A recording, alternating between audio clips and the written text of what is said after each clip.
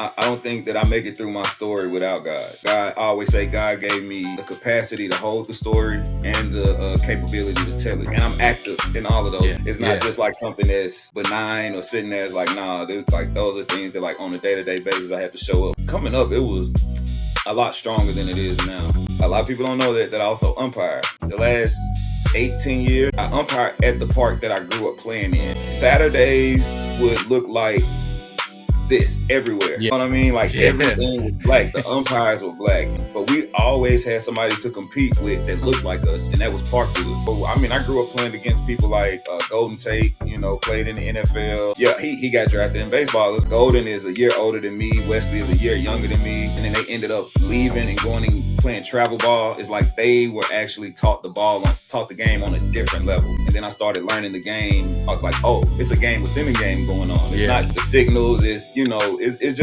so much more going on. Yeah. From the sandlots to the spotlight. From the Negro leagues to the big leagues. This ain't just baseball. This history. This culture. This is stolen bases. Yeah. Hey, what's good, family? Welcome back to Stolen Bases. This is where the stories are rich, the history runs deep, and the culture always has a seat at the table. We're here to celebrate the past, challenge the present, and inspire the future of Black baseball.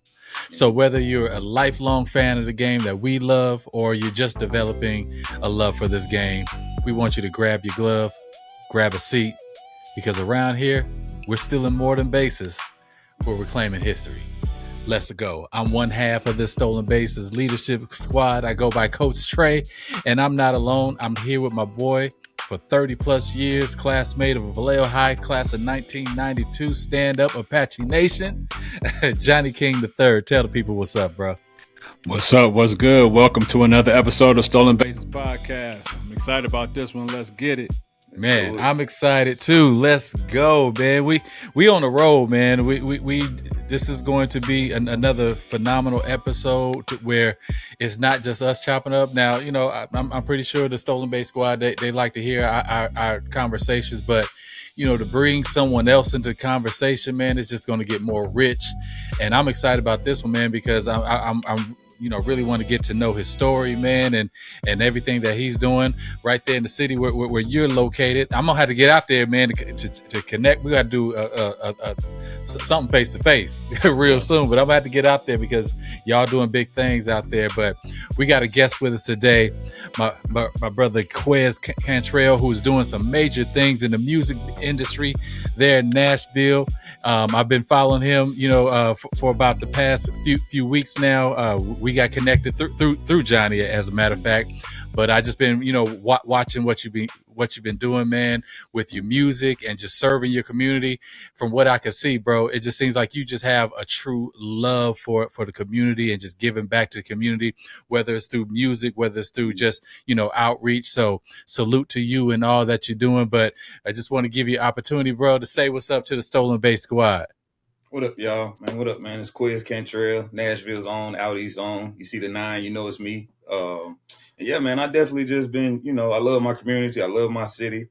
I'm there for a reason. I came home from college to make an impact in the city. Had opportunity to go a lot of different places, and I only wanted to take, what I learned in my time in school and college back to my city and my community and invest in, into the next generation and Black businesses and just a little bit of everything, man. I'm Nashville, man. Like, yeah, I feel like I'm as Nashville as it gets. You know what I'm saying? I feel like I'm a great representation of what this city has to offer, and I stand by that.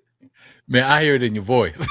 I hear it in your talk. You Nashville all the way. I got a few friends who were born and raised in Nashville, and man, just hear you talk, man, like, man, that sounds like my boy T. Man, he definitely is Nashville. Being a long-term resident, I'm not born and raised here, but I've been here since '92. So I got a sense. I got a sense of what Nashville is doing, and he definitely is a full-born, full-blooded representative of Nashville. And when he says, if you see the 9, you know what that means. That's him. What are you talking about? You see Yes, the sir. nine. That's Yes, what I'm Yeah, sir. talking about. We let yeah. him get into that a little bit more later, but that's what's Yeah, up for I yeah. sure. appreciate, man. That means the world, man. Every time I see somebody wearing that, I'm still blown away that they came from what it means, what it represents, and that people care enough to continue wearing it. You know what I mean? So it makes me feel like I'm doing something right and carrying on some type of legacy. Yeah, for That's sure, what's for up. sure. Matter of Yeah. fact, you know what? I'm just gonna go ahead and switch. Y'all can Yeah, keep talking. I'm gonna switch. Hey, yeah, man, for that's cool. sure. I like Hey, that. man. Well, one thing, man, first we say around here the first time that you're a guest, and then from there on, you family, man. So I'm pretty sure, even though this is your first time on the pod with us, this definitely won't be the last. We definitely about building a culture and a community and relationships.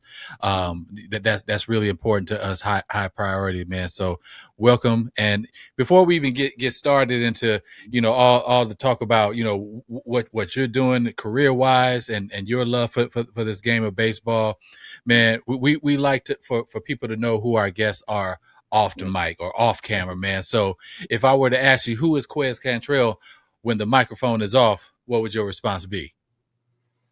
Man, I think first and foremost, I I'm a child of God. First That's and what's up. foremost, Yes, sir. um, and that's I don't think that I make it through my story without God. You know what I Yeah. mean? I don't think that God. I always say God gave me the capacity to hold the story and the capability to tell it. You know what I mean? Mm, So I think that's what I am first, and then everything else after that is my family is the most, one of the most, not one of the most important thing to me. So I'm mm-hmm. a father, I'm a son, I'm a brother, I'm an uncle, grandson, and I'm active in all of those Yeah. things. Yeah. It's not Yeah. just like something that's benign or sitting there. It's like, nah, dude, like those are things that like on a day to day basis I have to show up for, on top of the things that I have to do for myself. So, Mm-hmm. and I think other than that, man, I'm a community builder. And that's I pour a lot of time into building community, whether that's showing up for, a lot of the times it's just showing up for artists or showing up for what people have going on in the city. I do recognize that I'm a recognizable face in Mm-hmm. Nashville. So I try to make sure that I'm still a part of other people's things that they have going on, whether it's shows, events. I do some community work with a couple of groups here in Nashville. So yeah, I think outside of, off the mic and just in the real world, I'm who you hear on the mic is exactly who I am in the real world. Like it's not there's no, that my music is my real life, and Yeah. that's what inspires it. So I think I would say that's Yeah. who I am off the mic. Yeah, man, and that shows consistency, man. Who you are on the mic, and if that's who you are when people see you, just rolling around Nashville, that will open up opportunity for people to just show you more love, respect you even at a higher level, and see that even though you're this well known person, you also have this human side to you. You like you just mentioned, you're a father, man, and of course that's going to be priority number one. Is being that family man, and when people know that about you, man, it just makes you more humanistic to them, and they also respect you a lot more. So they don't look at you as Superman, but they look at you as somebody that they can honor and uphold and respect, and somebody that they could follow behind as well. Especially the next generation. So, man, I just appreciate you, for saying that. A lot of folks, especially in the music game. I used to, back in the day, dabble in the music industry myself, and you ask somebody, what do you like to do besides music? What do you like to do off the mic? And everything was still business, business, Yeah, business. And yeah, so to show that humanistic side to you, man, I think is so important, man. And when Johnnie, reached out to me and said, "Hey, man, I got somebody who want to be a guest on, who's down to be a guest on the podcast," and I started doing, following you and checking you out. And when Johnnie said, and he loved baseball, I said, good enough for me. you know because that's what this is about, man. And yeah, it's not like everybody who comes on this podcast, you had to be a former major league player, you had to have some high level of experience in the game, because what people, what we're telling through these stories is making sure that people understand that Black people loving baseball ain't new. You know, like No, we've we been had our here. own leagues. We had our own leagues because they wasn't let us Yeah, play. You know what I mean? So exactly. it's rooted in. I think our community has lost the essence of that, though. And it's more of a modern, a modern thing, a modern way of looking at it. So I think, like, for me, it's very important to get kids back in the sports, into Yes. baseball. Black kids back into Yeah. baseball. It is vitally important, and Black girls into softball. Yes. I think it's vitally important. Absolutely, man. So with you and having this love for baseball, man, what's your earliest baseball memory? Man, so I started playing when I was 5, and it's literally the one sport that I played from 5 up, and even after school and graduation, I went and played Yeah. softball. Like, I kind of did it all. But my earliest memory, man, probably playing with my brother. I had a brother that passed away in July of 2019, and I played first base. He played pitcher, and that's, of course, like little league. First base and pitcher. That a Yeah. lot of balls Yeah. getting hit to the pitcher, throwing the first. And I think from that first year, we were just it was a connection. Like, he didn't miss anything that came to him, and I didn't miss anything he threw to me. You know what I mean? So I think just playing with my brother, and even all of my friends, literally all of my friends now are the friends that, like, I met on that team. These are Yeah. people that I'm still very active with. So I think just having lifelong friends, even all my coaches from back then, like, they follow me on social media, they keep up with me. You know what I mean? It's just like, Yeah. just the family and the love that was built. It's kind of just the first thing that comes to mind is like how I met these people playing this sport, but I don't really remember my life without knowing them. You know what I mean? So Yeah. I think that's probably the earliest memory for me. Deeply rooted. Yeah, man. Deeply rooted. But you hit on something that, Johnny and I, we talk about often, whether it's on the podcast or just in our, our off mic conversations. When we talk about, our baseball memories, every time that, me and Johnny talk about, our memories of baseball, we ain't talking about, of course, we talk about our favorite players, pro players a lot, but, when we talk about fond memory, we talk about playing in the hood. We talk about the friends, that we made on the baseball field. We talk about, our former coaches and the impact that they had on our lives. And, here you are many years later, still having a connection with former coaches. Like, Yeah. and that's something I mentioned a couple episodes ago. Like, you never forget your coaches. It's like your first elementary school teacher. You don't forget that person. Them Yeah. coaches, you don't forget them, because somehow or another, they made some type of impact. They might not have had been the best coach or knew the game front and back, but the fact that they spent time with us was enough for us to remember them for the rest of our lives, man. So yeah, that's And so dope. I still call all my coaches coach. Like, Yes. some of my coaches hadn't coached me in 30 years. You know what I mean? But when I still call them coach. You know what I mean? And, like, our community was a little different. Like, my coaches would come pick us up from after school care to make sure we got to practice. You know what I mean? If my mom or my dad couldn't get there to get us, like, our coaches would, like, because it was like, we can't practice without our pitcher and our first baseman. Like, we can't, you know what I mean? And so if I got to go get them, our coaches used to come to the projects and pick us up. Like, it was that serious. So I love all my coaches like father figures. You know what I mean? Still Absolutely. to this day. Yeah. Man, that's good stuff right there. Same way, man. Same. Grew up in that city environment where your coaches are more than just a coach of some kids on a baseball field. They community leaders. They care about the kids. They're young men builders or young women builders. Uplifting you guys, teaching you more than just the ins and outs of the game and the rules of the game, but they become somebody, like you said. 30 years later, you still see them. You're a grown man with your own kids, and you still calling them coach. We do the same thing. You know what I'm saying? Yeah. If I go back home, I'm 52 right now. If I go back home and I see any of my coaches from high school or middle school, they still coach to me. Yeah. For That's sure. amazing. That's dope. Yeah. It just goes show that impact that they made on our lives, man. But with you being in the music industry, man, and just being from Nashville.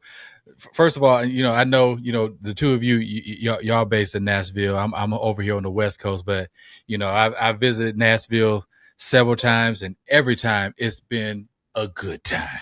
Yeah. I mean, it's one of my favorite cities to visit. Especially for my job. Sometimes I have to do visits to Nashville, or it's on our travel schedule. I'm the first one signing up. Send me to Nashville. I'm down, because I'm gonna find me a good spot to hang out. And I'm gonna find me some good food in Nashville. Yeah. That's for certain. And it ain't even got to be in downtown. I go out in the outskirts, and I still find a good time. So I love that city. I love that city. But for most people, when they think of Nashville, of course they think of country music.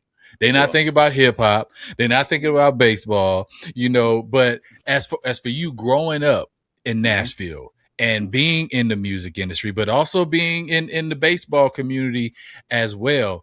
Tell us about that baseball culture, and in particular that Black baseball culture in the city of Nashville.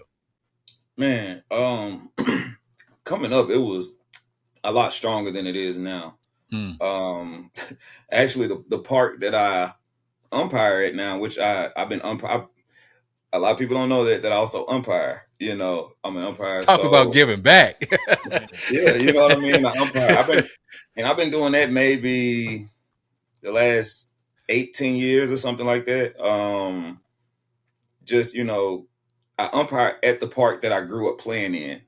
And wow. It's one of the most mind-blowing things to me that it looks nothing like the park I grew up playing in. Like Saturdays would look like this everywhere. Yeah. You know what I mean? The concession stand was black. You know what I mean? Like everything was black. The umpires were black. You know what I mean? We may have had, I may have only played with maybe,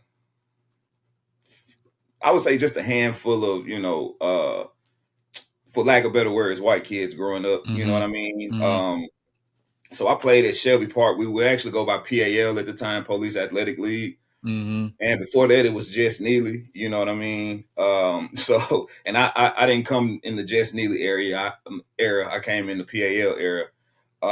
But we always had somebody to compete with that looked like us, and that was Parkwood. So that was they were right on the northeast side. I say north side, they say east side. You know what I mean? And it's a little, it depending on who you ask, but we would always compete against them. So, I mean, I grew up playing against people like Golden Tate, played in the NFL. Yeah. Went to Notre Dame. A lot of people don't know he got drafted also. I think we froze. Baseball? Okay.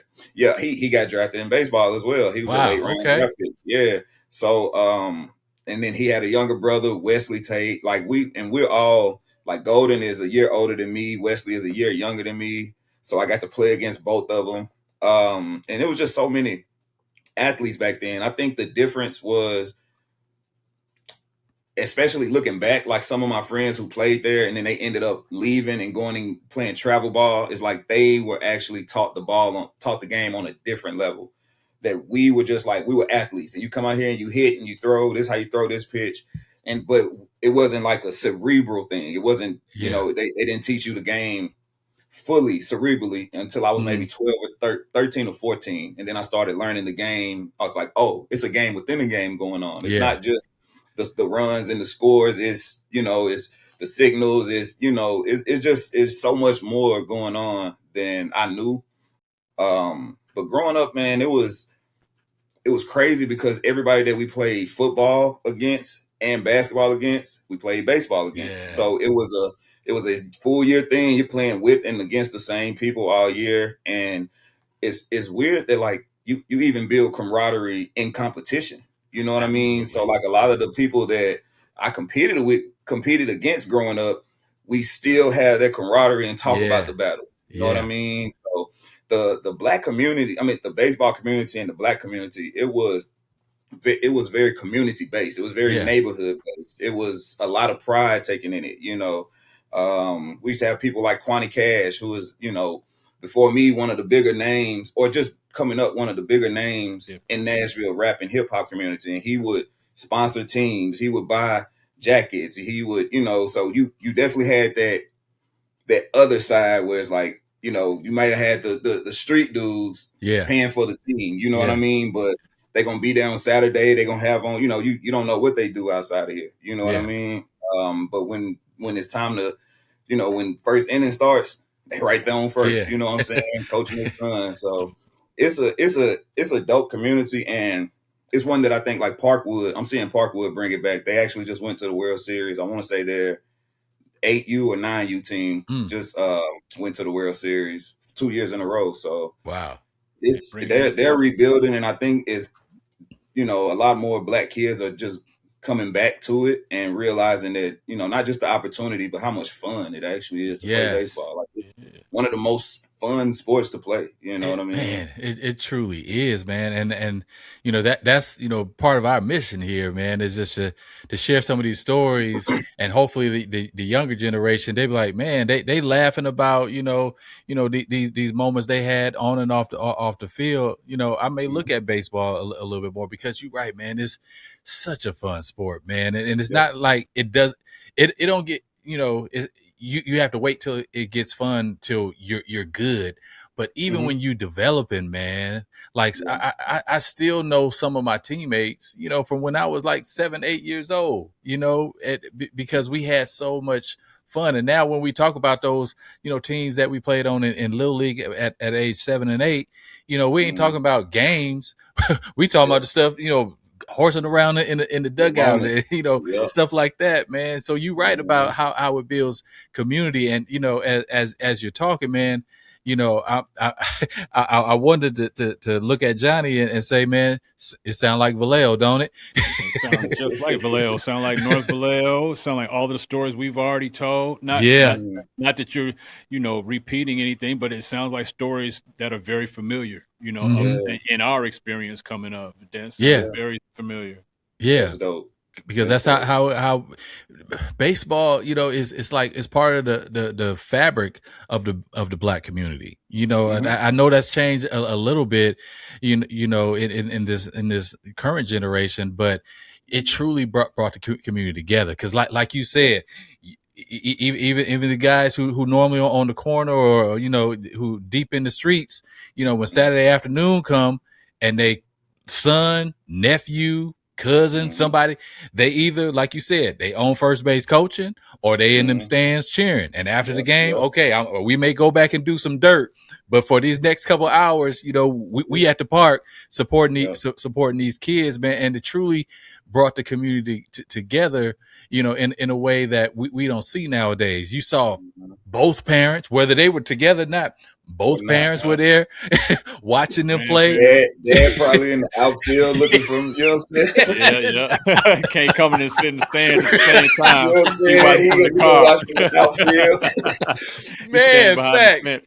Man, there's so many daddies you see sitting out in the outfield parking lot. But he I didn't understand the dynamic when I was younger. Like, man, why are you watching from over there? Why you don't come sit in the stand? You don't know. Hey, but they there.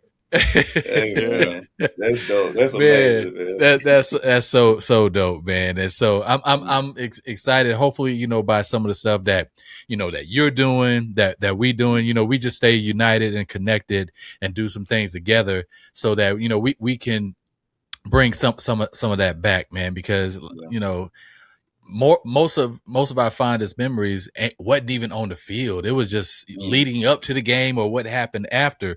I could still smell, somebody, barbecuing, in the parking lot, like tailgating at a Little League game, just doing it, man. But, as you think back to, just growing up playing baseball in the city of Nashville, how has the city changed, and how has baseball in the city changed from your perspective? Honestly, man, I think the trajectory of both is very similar, as far as how much of a role capitalism plays in both. Ooh. Nashville has grown tremendously, and of course, you love to see things grow and become beautiful, but you don't. It it makes you feel ugly when you can't be a part of the beauty of it. You know what I mean? Or you feel like you're being pushed out. Yes. So Nashville has changed the communities. It's kind of hard to find where the communities are. Because the people from those communities have scattered, and I kind of would compare it to like what New Orleans went through with Katrina. Yeah. You had so many people who had to leave and disperse, and it's like all of these people gone, and it's like you don't really know like where to find a community anymore. And that's what a lot of people are struggling with. It's like how do we build a community we can't find? You know what I mean? Yeah. So yeah, I would say capitalism has played. I mean, and the role that it plays in baseball is, it's one of the most expensive sports to play. And it's one of the most time consuming sports to play. So not only are you spending money to do it, you're spending time to do it. And a lot of people don't have enough of either to really do it at the highest level, So one thing that I try to do all the time is when I see a talented young Black kid, one thing is I always try to help and I always try to guide and give guidance, even as an umpire, which is frowned upon sometimes, but I'll take it because I don't discriminate. I show every kid on that field how to do certain things because I also want us to have a safe game, And I want these kids to learn and get better. So that's one of the best parts about being an umpire is from the first game to the championship and seeing how good these kids get throughout the season. But also when I see these young Black kids that are talented, that are, better than I even remember myself being. I always find their parents and I try to guide them. It's like, hey, keep him involved. Please keep him involved because you will be doing him the biggest favor in his life. He's that good, and a lot of the times the parents don't know. They're like, oh, really? Like, no, he's that good. He's different, So, but yeah, going back to that original question, I think capitalism has played a part in both. Gentrification has played a part in both because where are we playing? Where are we practicing? It's shaking up so much in the Nashville community and every community. I would, suspect that every community is pretty much kind of dealing with it. So a lot of the Black baseball communities are more grassroots and more, the parents who grew up and love it. But I would love to see just a mass of young Black kids getting back into the sport. Indeed. Like I think that's the goal that all Black baseball enthusiasts have. And what's his name that just won the home run derby? Like I think what he's doing right now is amazing. Oh yeah, Jordan Walker. Yeah, Jordan Walker. I think what he's doing is going. If there was a way to track it, I'm pretty sure baseball signups and for Black kids in the Black community next summer is going to go up. Absolutely. Yeah. For sure. It's different. Your experience in Nashville is a little different than ours. Nashville is a big city. It's not really big compared to other big cities in the nation, but compared to the city we come from, Nashville is a big city. Yeah. We come from a city that's about the size of Antioch. And you familiar with Antioch, right? So, and I'm not talking about Antioch, California, Trey. I'm talking about Antioch right here in Tennessee. It's crazy because it's an Antioch and Brentwood that are right next to each other in California, just like and in Tennessee and Brentwood here. That's crazy. Right next to each other. Yeah. But Vallejo is we didn't experience the capitalism or gentrification that's gone through because Vallejo is already an extremely diverse city. It's like 25%, 25% Black, 25% white, 25% Asian, 25% Hispanic. So we never really went through the gentrification part. But over the years and over the time, Black baseball has kind of dwindled in the city a little bit more for other reasons.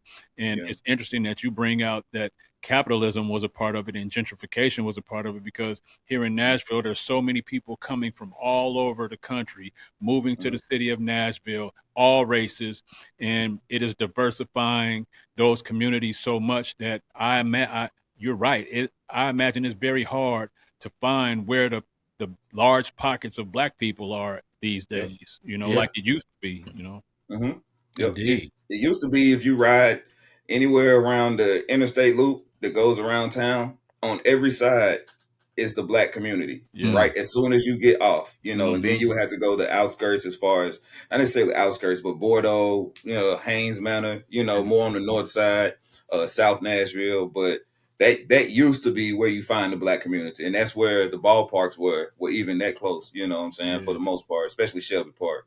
Yeah. So it's just the changing of the way the communities look has pretty much disintegrated that, as far as I know. And then, but then you got pockets like Parkwood who are still keeping it alive. So I got a lot of, even though I grew up with a lot of animosity for Parkwood, you know what I mean? That I do got a lot of love for what they're doing right now. Do you ump out there in Parkwood? No, I don't actually. I've been at Shelby because that's pretty much the where I grew up at, but I definitely taken my talents to Parkwood, Yeah, that depends on what next summer looks like, though. This summer was really busy, so I didn't get to ump as much. You know what I mean? Yeah, that's dope that you still do that, though, bro. You still find time for that and still have a love for it. That's dope. Absolutely, man.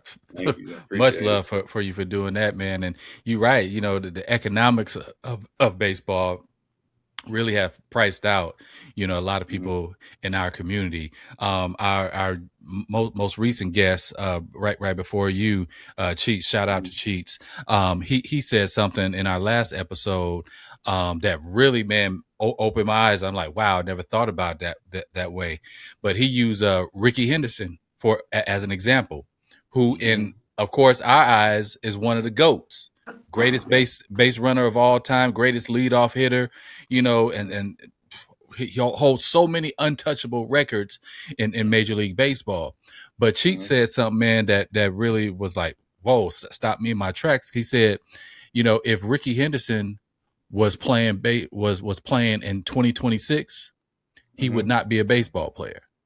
Because Ricky, like cats we talk about now, grew up in the hood, and was good, but had the scouts or whatever coming to the hood to see him. But now because you're not getting looked at if you're not at this high price showcase, that costs a few bands, or you're not playing on this expensive travel ball team, or you go into all these different camps, and so we're likely losing out on probably a great player on that level of a Ricky Henderson, or even the next Mookie Betts, because of so many young kids that's in the hood who may come from a low income household, who may even come from a single parent household, and they can't afford baseball nowadays because, they tell mom and dad, I want to play. But mom and dad looking at, okay, a glove gonna cost me about $200, a bat gonna cost me about $500 or $600, and I ain't even signed them up yet, and I'm already almost $1,000 in the hole. Man, that ain't even the fees, and then let them be travel ball. You gotta travel. You're at the park all day. It's a lot, man. It's a lot, and I understand. You definitely got to have a love for it. You know what I mean? To show up for it. For sure. But I still think it's worth it. You know what I mean? I still think it's worth it. And I think, what I want is more park ball to come back. You know what I mean? More opportunities for park ball. If I feel like that makes it doable in so many ways. You know what I mean? I think that when you get into travel, you got, you may have a lot of single parents, we got unfortunately, a lot of broken, households and things like that. You feel me? So I think that park ball is what we should be pushing, and more opportunities to play park ball. You know what I mean? I think, I agree with that 100% because, one of the other things we talked about on our last interview was the fact that there's not enough people coming to watch the games. There's not enough black people in the stands from the major league level all the way down. And I think, travel ball has a lot to do with that. When you got to go to this tournament in Georgia, your community's not following you there to go watch you play in that tournament. You know what I mean? But if you were playing at this park right around the corner, you got at least a handful of people that's coming to support you. And it helps to develop the camaraderie and the fanfare around baseball and the community around black baseball. So I agree, man. Park ball is where our grassroots efforts to rebuild and rebrand Black baseball, I think had the best opportunity to grow and shine.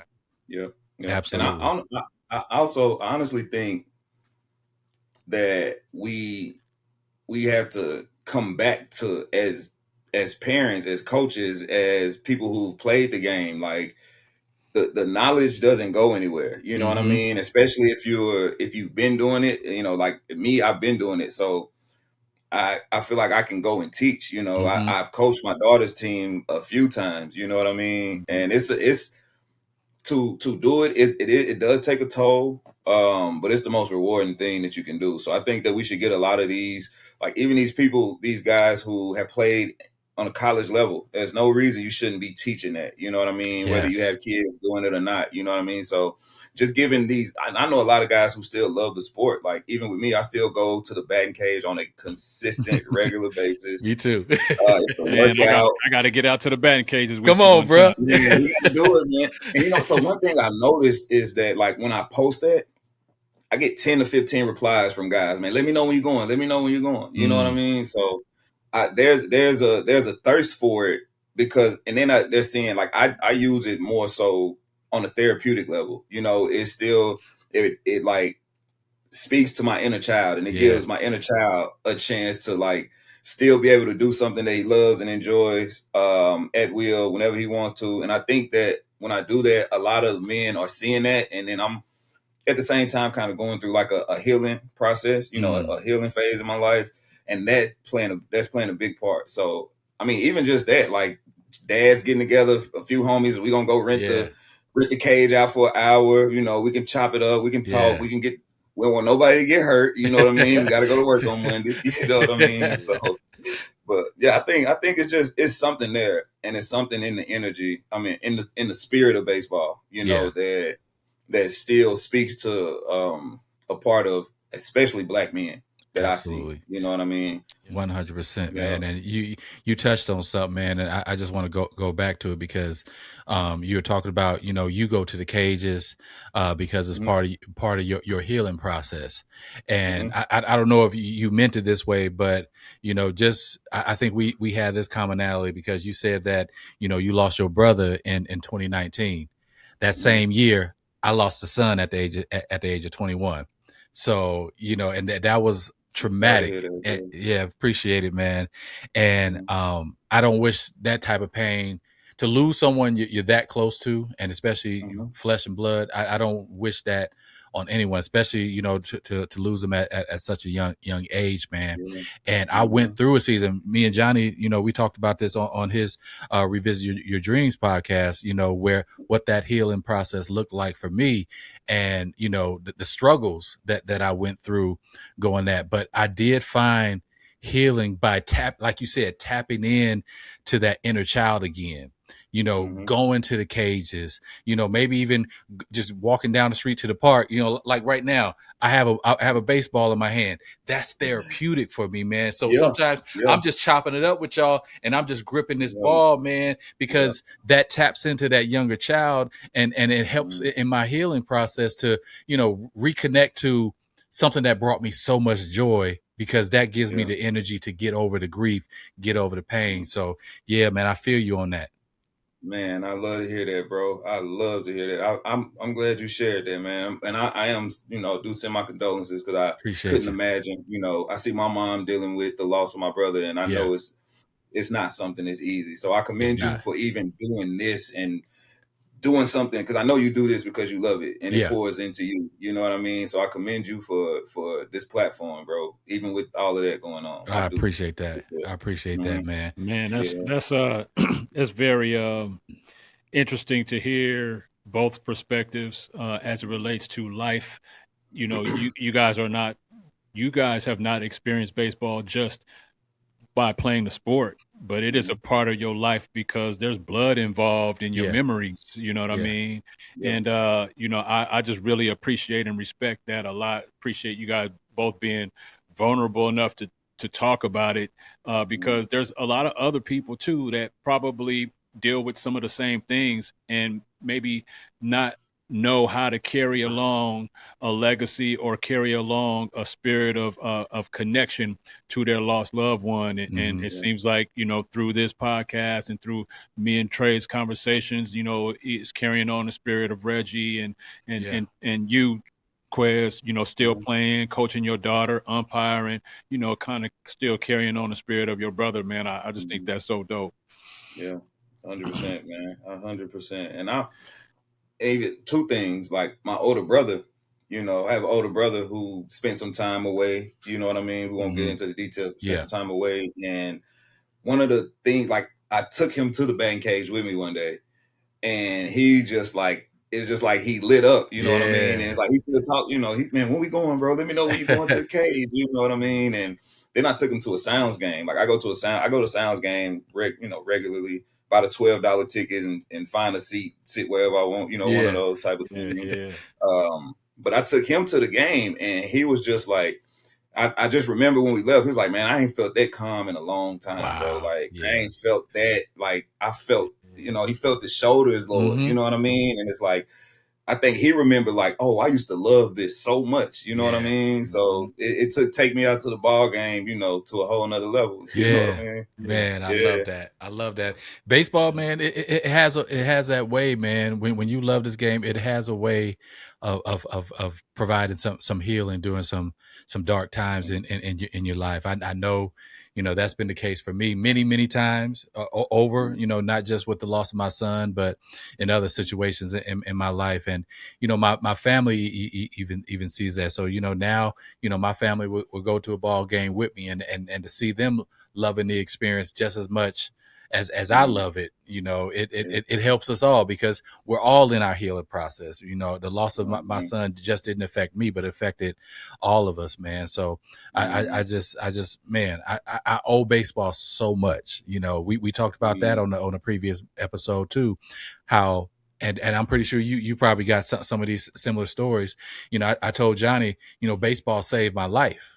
I was during that time of my life, especially as a teenager, young adult, where I could have been pulled in either direction. The streets was pulling me, but also I knew I had this talent in baseball. But that peer pressure was so strong that I wasn't putting the right type of energy into sharpening my skills on baseball. And lo and behold, right before I made that decision to turn to the streets, a coach pulled up on me and said, "Hey, get in the car." And he pulled me from the street. So to this day, I will say that baseball saved my life. And I know, maybe, in some type of way, by playing baseball and having, this organized team sport where you're accountable to other people, I'm pretty sure you have some of them same stories where you could have chose one route or the other, but because there was somebody pouring into you, whether it's on the baseball field or somewhere else, you chose a different route. Yeah, man, I'll say two things to that. One, just the timing of when baseball is, right? You got maybe March, April to June, July-ish, right? Hot months. Yeah. Everybody outside. Unfortunately, a lot of lives get lost. That's right. During that period, right? So, and when I was growing up, it's crazy, but all my peers were in the game. All of them. Even if, and the ones, I would say the ones that went this direction, the right direction, were the ones who, even though they were in the game, we played baseball every summer. Yeah. You know what I mean? So we were traveling, we were busy, we were practicing. A lot of the other, unfortunately, the other kids who we grew up with that were also in the game but didn't play baseball, they had a lot more free time during those summer months. And that's when a lot of them, caught those football number years. Yeah. Unfortunately lost their lives, you know what I mean? Just different, different things. So I mean, I would say I think the time is a big factor. And just having something that keeps you busy during those hot summer months where things just kind of, seem to go stir crazy sometimes. Absolutely. You know what I mean? For sure. Oh man, that's a kind of a profound perspective on it, because it's like if as a Black community we want to start saving some of our kids, but man, we know during them hot summer months is when a lot of their lives are lost. Man. let's get them back in baseball. Let's get them in Yeah. something that's gonna keep them Mm-hmm. active, keep them, inspired, motivated, Yeah. encouraged, having a good time, man. Because it does take a Mm-hmm. lot of time, but I'd rather spend that time coaching and playing and going to a different field to play against another team or something like that than, Mm-hmm. worried about where my kid is. You know what I'm Yeah, saying? Yeah. 100%. I that's it. 100% agree. Hey man, we gonna transition for a second and kind of lighten the mood a Yeah, because little they got bit. heavy. It got heavy. It got heavy for a moment, but it's all good Yeah. because Yeah. some Rightfully so. yeah, It's somebody necessary. need to hear 100%. that. That's for sure. Somebody definitely 100%. need to hear that, and I hope that just that kind of conversation, just blesses somebody who's going through their healing as well, man. Mm-hmm. But just to lighten the mood for a minute, we just gonna talk about beats, and we call this segment "Beats in Baseball" because Okay. we know in the Black community, we have this fine connection with sports like baseball, but also with music. Like Mm-hmm. if there was a soundtrack to my baseball life, I could list off a few songs. If there was a soundtrack just to my life as a Black man, I could create an entire playlist of that. So I want to ask you this, and we just go keep it fun in life. For you, if baseball had a soundtrack, or if you had a baseball soundtrack, what artist would be on it? Mm. Nelly for sure. I thought you was gonna go there with Nelly. Yeah. Nelly. I say Nelly because Nelly had like even growing up the baseball jerseys. Mm-hmm. I remember the old Rock and Jock episodes. Like Nelly was an Yeah. actual athlete, and you can Nelly tell that ball. he was Yeah. like Nelly balled at everything. Yeah. So I would say Nelly. You know what? It's so hard. I would say it's difficult because Lil Wayne would come to mind, and only for one reason because he, one of his bars where he said, "Got you out of position like Sheffield and left field." You know what I mean? And that's one that always stuck with me, like, or just the Ken Griffey bars, the Barry Bonds bars over the years. Yeah. You know, so I would definitely say Nelly and somebody local, Tim Gent. Tim Gent from Clarksville, Tennessee. He dropped a song either last year or the year before called MLB. Yep. Make Love Baby, which what he changed the acronym to Make Love Baby, and it's a love song, but he's using baseball references, and he throws Ken Griffey and Barry Bonds in there. So shout out to Gent for that one. Like that's one of my favorite songs. You know what I mean? Yeah, you got to check that one Yeah. out, Trey. I Yeah. remember it. I remember when he released that and hearing that, I was like, man, this is a dope play on words, a Mhm. dope way to describe both love and baseball together. I thought that was real raw. I'm gonna Yeah, definitely check that so one out, man. That sound mhm. right up my lane right there. Nah, you gonna love it, man. You gotta see the video. He actually got Akeem Ali to feature on the remix, which Okay. was, you know what I mean, out of this world. So shout That's out to both dope. of them. You know what I Yeah. mean? But that's kind of hard, It man. is. Hey, but just going back to Nelly, man, because I just Googled him because excuse me, he was so good in baseball. I said, wait, Mhm. did he play? And I looked up and said he never got drafted, but he was a standout high school shortstop in St. Louis. I can And see it. drew looks from scouts. But because he chose the music, Mhm. the scouts never drafted or made a commitment to him because he was, pretty much on his way, with his music. But yeah, he was a Yeah. standout shortstop in high school. I can see he got shortstop written all over. Oh I ain't gonna yeah. lie. Oh yeah. Shortstop in center field. I can't Mhm. see nothing else for him. I see it. Yeah. Yeah. I'm trying to think who else. I'm trying to think of what songs reference baseball growing up. I remember it was the hardball song, so I always think of Bow Wow, Sammy, Lil Zane. Yeah. You know what I mean? They always come to mind. Yeah, man, I want more rappers to talk about baseball. I You do know what I too. mean? I Like, do too. I think Freddie Gibbs, which is dope. I just saw that he got he signed a partnership deal with Mizuno. You know what I'm saying? Or is it Mizuno or Mizuno? Yeah, Mizuno? Mizuno. Yeah. Yeah. So he signed it like he's a brand ambassador for Mizuno, and I was like, Wow. that's dope. That's You dope. know Did what he I play mean? baseball? Did Freddie Gibbs play baseball, or is he just trying to release some music associated with the game, or? I have no idea, That's but dope. I'm here for it. I'm here for Yeah, it. You know heck what I yeah. mean? And then who else? There's what's his name? Jerry Lorenzo.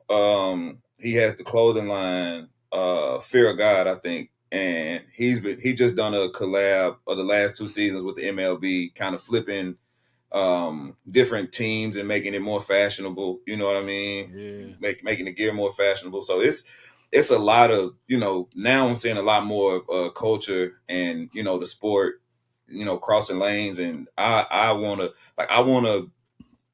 do partnership with the sounds. You know what I Yeah. Yeah. mean? Like that's my goal. Like, you know what I mean? I want to, and I'm doing something now called Side Quest, which I take tours of different stadiums. So I've done the Predators at Bridgestone. I was able to do the Titans here recently, which was dope. I saw that And one. Yeah. yeah, and so I still haven't got to the Sounds, and I really want to do Vanderbilt baseball too. You know what I mean? Just tour the facilities. Yeah. And kind of, I don't know, just get more involved in Yeah. the Nashville Stars. Also, like, I just want to partner with because that's a part of more than my brand. It's a part of my life. You know what I Yeah. mean? Yeah. Absolutely. I think that's important, what you're doing, with that. I think that's important because, sports and music, are pretty much married together, because, we always used to hear people say, rappers want to be athletes and athletes want to be rappers. So there's this connection, that is undeniable, man. And, I think maybe like mid to late 90s, the NBA, they did an amazing job with connecting music to the game. And so that kept, a fresh young eyes on the sport, and then of course, the rise of Michael Jordan, and the way that they marketed him. But they put, even though, Michael Jordan was, more corporate, they put the music behind him. Yeah, So for sure. you had hip hop artists, talking about Jordan. You had Mhm. Michael Jordan in the video, in a video with Michael Jackson. Mhm. So Yeah. the sport was tied to music, and with baseball, I think they missed the mark during that same time of connecting, our music. They did Yeah. it with rock, and country, because we all know when we think of a baseball song, we think of "Put Me In, Coach, I'm ready Uh-huh. to play." Yeah. It's a good song, but it's Mhm. not us, Yeah. and so they missed out on an opportunity to keep baseball in our communities, because Yeah.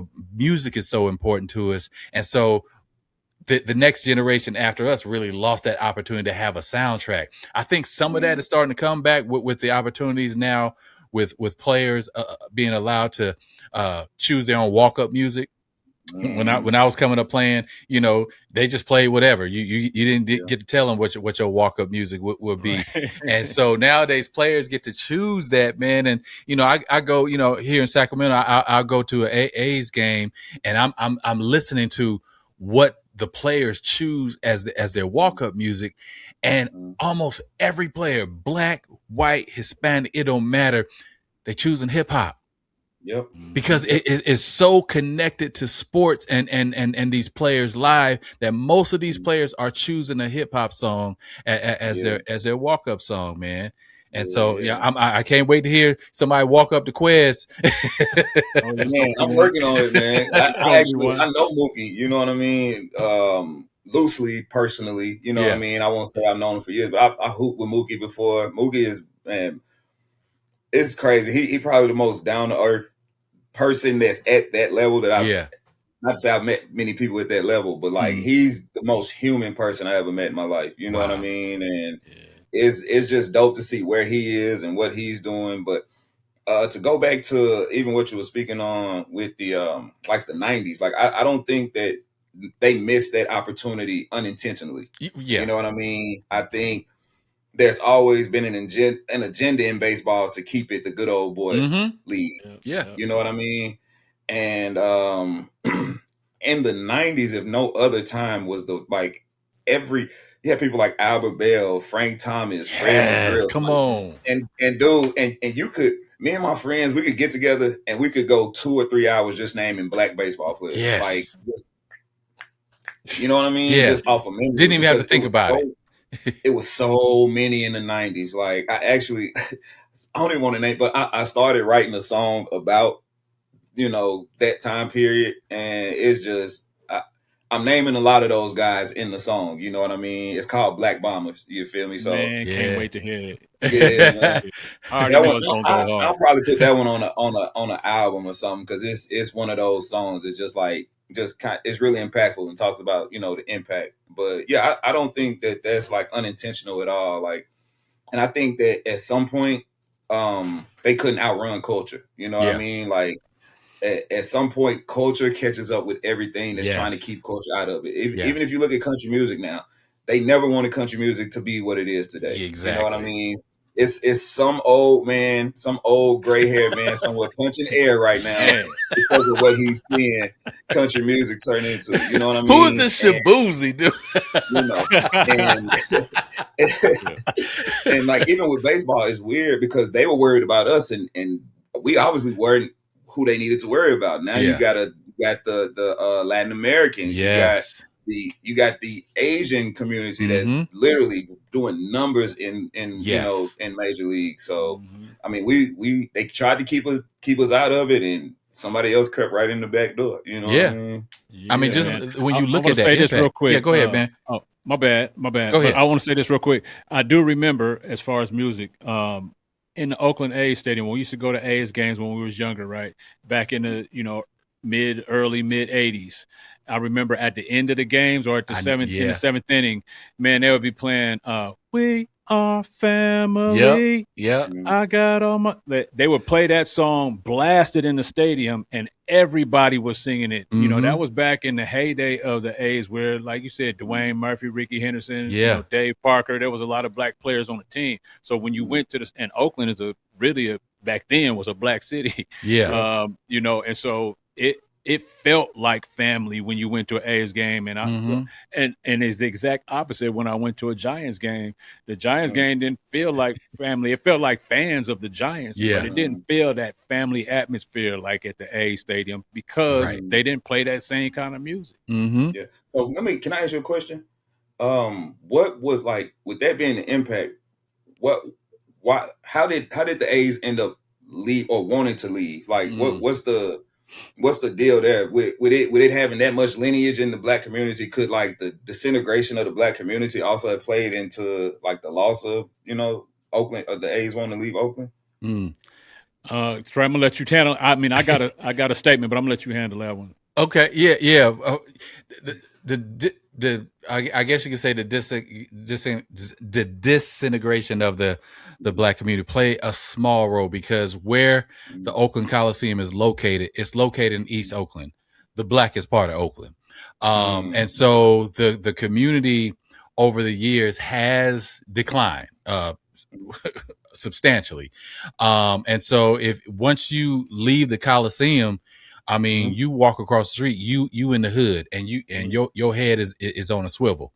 And so with the A's, they were saying, look, we don't want to play here anymore. We need a stadium either downtown, or we want to go down the road a little bit to Fremont, which is, you know, closer to San Jose, where, you know, of course there's a lot of money there. And so that was their desire. But when working with the city to negotiate a new stadium, we thought everything was all good. They were going to have a downtown stadium.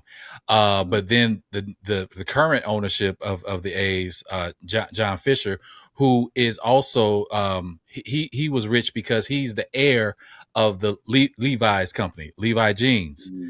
So he got money, a lot of money, but he's not connected to Oakland. He's not from Oakland. He's, you know, Levi's corporate headquarters are across the bay in San Francisco. So he's a corporate dude with no connection to the community. So when the community was like, we want our A's, we want them to be here, he was like, you know, I'm going wherever I don't have to spend the most amount of money, and wherever I can make the most amount of money. And then, of course, here come Vegas calling. And that was so enticing that, he really just didn't give the city an opportunity to, meet him halfway to fund this downtown stadium. They had, the land picked out. They had the stadium all drawn up, and what it was going to look like. And all of a sudden, overnight, the owner was like, "We moving to Vegas."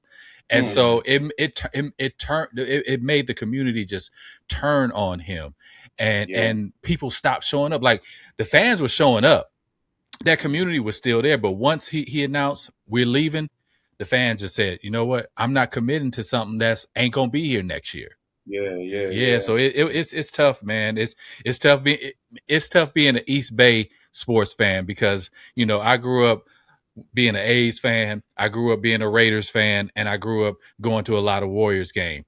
And within 3 or 4 years, we lost all 3 teams in Oakland. That's so heartbreaking. And that's what I was going to say. It's like, Quez, you may be familiar through looking at pictures, but where the Warriors used to play in the Oakland Coliseum, right next to it right next door in the same parking lot is the stadium where the A's play. But the Raiders used to also play in that stadium. So you had the Raiders, the A's, and the Warriors right there in the same parking lot, right? Yeah. And then so the Warriors left.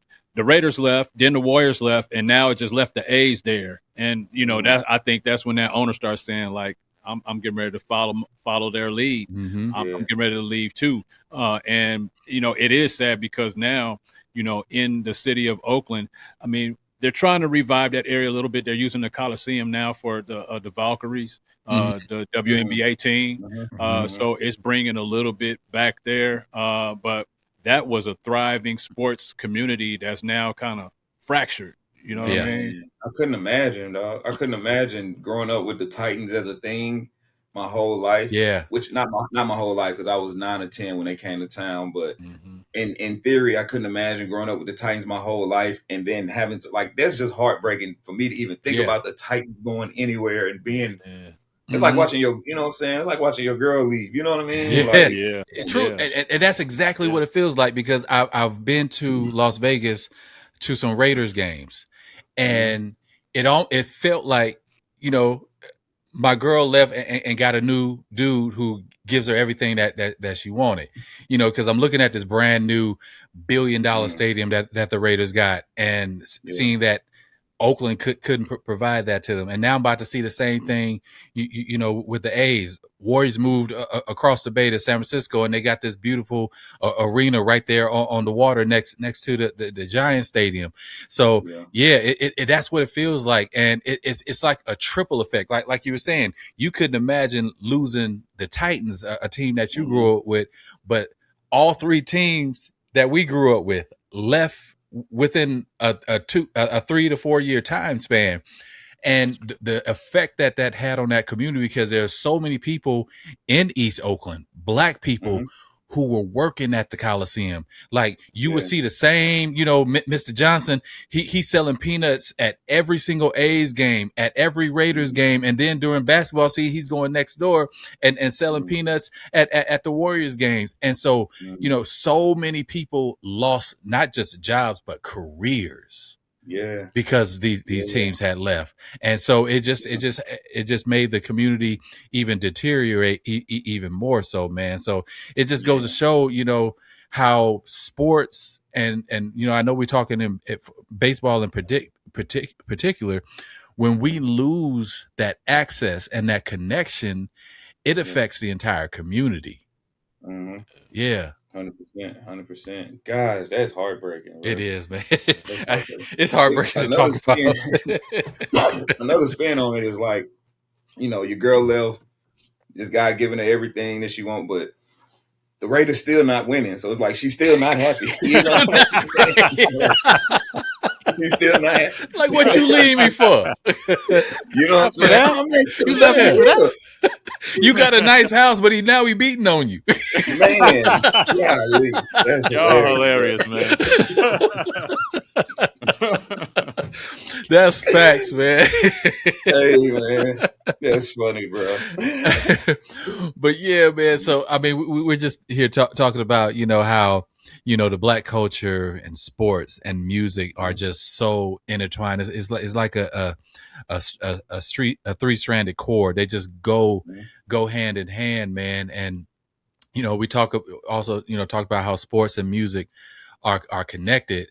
And so for each of us, I know, because each of us played, baseball at some level, and we could probably think back to a song, or we could think back, to a time where there was a song that just amped us up and got us ready for play. Whether it was baseball, football, or basketball, whatever, we got the headphones on, and there was just a song that we listened to, or if we could back in the day have a walk-up song, because music brings out emotions. Like if I'm about to play baseball, if I'm about to play a game, I ain't gonna listen to a love song, but there's a song that I'm gonna play that just gets me, I'm ready. I'm ready now. Yeah. And so for you, man, Quez, I'm gonna let you answer first, since you the guest. Is there a song that just really just got you ready to play? Or if you were playing today, what would be a song that would just get you ready for battle? Pastor Troy, Vice Versa. Ooh. Okay. Yeah. It's one of, I don't know why. It's just something about it's like it's not overly hype. It's like a build up to the hype. Mm-hmm. You know what I mean? So it's like, it's enough of a beat for it to be like, it's not that high level of like, all right, it's building up to that intensity. You know what I mean? And what's so funny is I actually used to, like, before a football game, especially in high school, only in high school, actually, we would like take naps, because, you go eat your team lunch. I mean, you go eat your meal and then you get ready. I used to listen to R&B, you know what I mean? And my homies were like, bro, why you listen? I said, I'm staying calm, because I know when I get out there, that calm is gone, and a switch gonna flip. You know what I mean? So I would say Pastor Troy, Vice Versa, for sure. I like that. Johnny, what about you, bro? Oh man, I don't know. The first thing that came to my mind, but it's gonna sound cliche-ish, and after I thought about it, I was like, yeah, I probably wouldn't choose that, because I probably end up like, if I'm getting up to bat and this song came on, I'll probably get my cleats stuck in the grass trying to crip walk or something. Now I want to know what song it is. Right? No, I just think every time it comes on, the ticking of it, it's new. It's T.I. song, Let Them Know. That constant tick. It's like, all right, I'm kind of getting amped, but I can imagine myself, trying to crip walk or something, like, man, I'm about to fall in these cleats on the way to the dugout. I've been wondering what was in that song that made it so addictive. It's definitely that tick. It's that ticking, man. Yeah. It's nonstop throughout the song, man. That gets you going. That's a good one. But the other one that made me think is it's an E40 song. I think it I want to say, is it The Politician? It's either The Politician or it's one of those songs. Man, I don't know the name of it, but the song is in my head. Yeah. And just the way the beats start. Yeah. That it just starts with this, and then when the drums drop, it just sounds like, man, let's go. Yeah. So it'd probably be that. I like that. Hey man, well, since you brought up, our hometown homie E40, another Vallejo legend. I was thinking of E40 as well, and I was gonna say, "Tell Me When to Go." That one just get me ready, But I could even cross genres and go to rock. And one song that I used to always, just get me hyped, whether I'm in the stands or on the field, was "Crazy Train" by Ozzy Osbourne. Where it starts off that dun dun dun, that beat right there. That go hard. Now the rest of the song after that, I don't care about. But that intro right there, man, that is so dope, man. I'm sure somebody came out to that song. That's somebody walk off. For sure, as it should be. I gotta add one more. This is a shameless plug, but I got a song called "Game Day," and that song goes crazy. When I perform it live, everybody's like, man, that's got to be on NCAA or Madden or you know what I mean, one of those types. So Yeah. Game Day featuring Sofa Brown, produced Yeah. by Evan Blocker. It's definitely one of the ones that I like. Okay. That's Well, a I'm dope gonna track. definitely That's pull that dope. up. Hey, Oh yeah, you and gonna love Stolen it. Base Squad. Hey, y'all go pull it up. Go listen to it. Yeah. I know I'm about to as soon as we done here, man. That's Quez for sure. Cantrell Game Day. Yeah, Yes, sir. for sure. Hey man, so we about to enter the barbershop. We gonna talk a little barbershop smoke for a minute. You know, All right. and these just fast answers. Don't think too long. Just come with it. Just like when we in the barbershop, you know, Yeah. I ain't been in the barbershop in a long time, and you know, but I, you know, Yeah, I miss it. I miss it. Hey man, I got you. Hey, I'm trying to stay from there right now. Yeah. Hey man, Yeah. but you know just how we chop it up in the barbershop, and you know when you in the chair, you know you gotta be quick with it, or they gonna come at you. So Yeah, we gonna have I'm gonna give y'all some rapid fire questions, and y'all just you know without thinking too long, you know give me your answer. So on Stolen Bases, man. If you watch any of our episodes, you know we down with our caps, man. Our hat game is strong, and so I know you know Johnnie wearing that 9, you know, for you, man. And so I'm rocking the black 5s, man. Representing you know the first black the first 5 black not NBA but first 5 black professional basketball teams back in the 1940s and or 30s and 40s, man. And so wonderful, beautiful story. I can't wait for somebody got to do a documentary on it, man. Who knows, it may be us, but it's a beautiful story that definitely needs to be told, man. But you know when you think of caps, what is your favorite baseball cap? Oakland A's. Oh, come on, bro. I'm not like the Oakland A's is just something about it. It's just something about it, man. That It's green and between gold them go and hard. the Giants. The Yeah. A's and the Giants. You know what I mean? For me, but that A's is special. Yeah, for sure. Yeah. They could change the unis, but that hat, they can't change that. Classic, man. Never going the jersey with Oakland across the man. That's come on, man. It's fashion. You know what I mean? Mm-hmm. It's deeper than sports. It's fashion. You know what I mean? That's what the coach. That's what people don't realize outside of the culture is that when we rocking, you know, like you know, a couple last episode, I was rocking a New York Mets hat. It's not that I'm a fan of the Nets of the Mets. It's just that you know. I love the look. I probably got a fit that go with it. Like you said, it's fashion. Yeah. So my hat game, I could go in my closet now. 90% of those hats, I'm not fans of the team, but I bet you I got an outfit to go with it. For sure. 100%. Okay, so let's keep going. So you said the A's for your best cap. Let's talk movies. What's your best baseball movie? The Rookie. Oh, that's a good one. Yeah, it's good. That's classic. On some nostalgic, you know. Yeah. If I didn't go with that, I'd probably go Major League or something, Major League Series. But yeah. The Rookie is just one of the ones for me. Yeah, and you know, in your you know in your generation, you know that would be the baseball movie. Ooh, how did I not say Sandlot? I was hoping somebody would say Sandlot. That's I am tripping. Sandlot. Sandlot is the one. Yeah. That's one of everybody. If you're a baseball fan and you love baseball and you played baseball as a kid, I think that's one of everybody's favorites. Yes, man, I got a Sandlot T-shirt with all the kids on a T-shirt, and it says Squad. Man, I might have to wear that for the next episode. But every time I wear that T-shirt, somebody between the age of 40 and 60, some dude in that age group gonna stop me and say, "Where did you get that shirt? Black, white, it don't matter." Sandlot is that movie for our generation, man. Yes, I love it. You know they're about to bring that back too. They're adults now as parents, but I think they'll have a movie kind of like rehash their story as parents. I think it's coming out on Netflix or something. I can't wait. The Nashville Sounds. I don't know if you remember, Quez, about maybe 2 months ago, a month ago or 2 ago, they had a Sandlot Day, a Sandlot Night event at the stadium. Yeah. pretty. I mean, I didn't go, but I heard about it.